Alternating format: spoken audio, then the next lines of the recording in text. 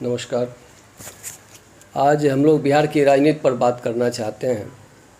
अब देखिए, जिस तरीके से मौसम बदल रहा है, कुछ अंदाज़ा नहीं हो जाता है। मौसम की भविष्यवाणी कुछ की जाती है, होता कुछ और है। कुल मिला के आप देखिए तो राजनीतिक स्थिति भी कुछ वैसी ही है। दिखता कुछ है, पर्दे के पीछे होता कुछ है।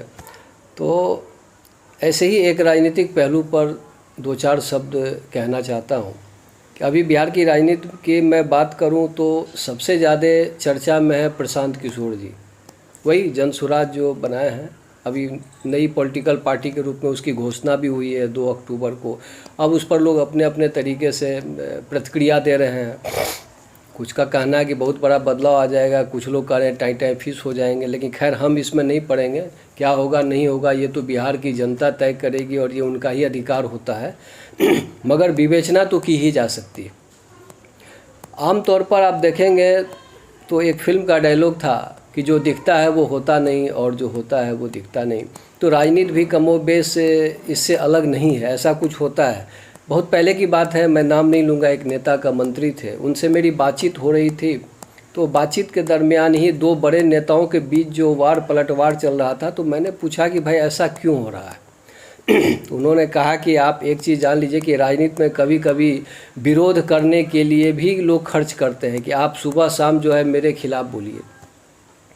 तो आज आप देख लीजिए कि जब से जनसुराज को लेकर के प्रशांत किशोर जी एक्टिव हुए हैं, तो एक लोगों का कहना है कि भाई सबसे ज़्यादा टारगेट वो आरजेडी और तेजस्वी यादव को करते हैं।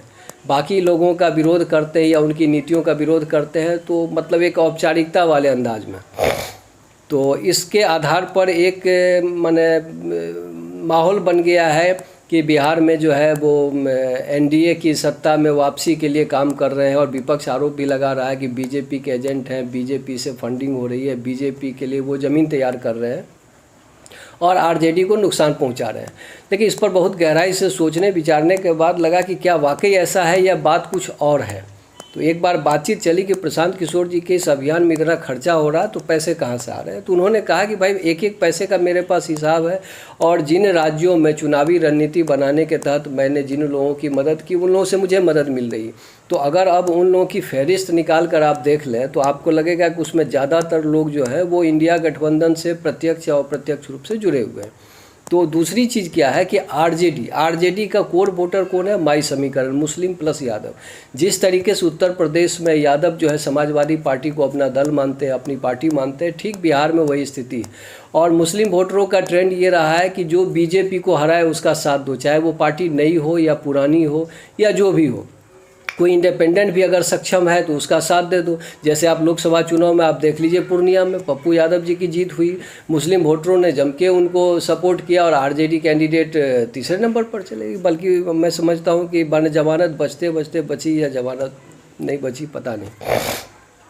तो वैसी स्थिति में आप देख लीजिए कि बिहार में जब चुनावी रणभूमि सजेगी तो उस स्थिति में जो माई समीकरण है, मुस्लिमों का योगदान क्या होगा और उनका स्टैंड क्या होगा, तो निश्चित रूप से इस सारे दलीलों के आधार पर आप ये देख सकते हैं कि यादव वोट बैंक अगर गोलबंद होता है तो मुस्लिम वहाँ चले जाएंगे। तो माई समीकरण इंटैक्ट हो जाएगा। चूँकि प्रशांत किशोर जी बार बार उसी को टारगेट कर रहे हो, अपने अभियान में इन लोगों का साथ होने की बात कह रहे हैं कि ये लोग बदलाव चाहते हैं।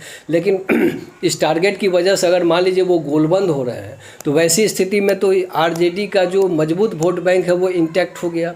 तो फिर प्रशांत किशोर किसका वोट काटेंगे, ये समझने की ज़रूरत है। बल्कि लोग समझ भी रहे हैं, तो जाहिर है एनडीए का नुकसान होगा।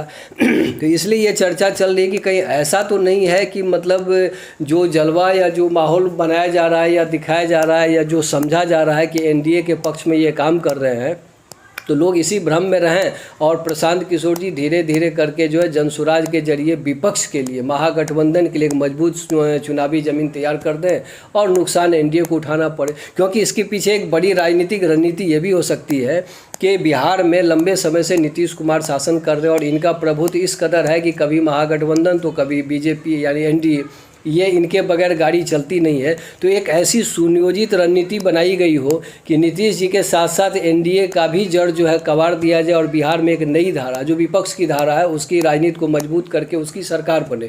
और अगले साल विधानसभा चुनाव होने हैं तो संभव है कि इसके लिए तैयारी की जा रही है। मुझे लगता है कि अभी तक की यही स्थिति है। संभव है कि ऐसा न भी हो, लेकिन मुझे जो एक लगा तकनीकी तौर पर वो मैंने साझा किया। नमस्कार।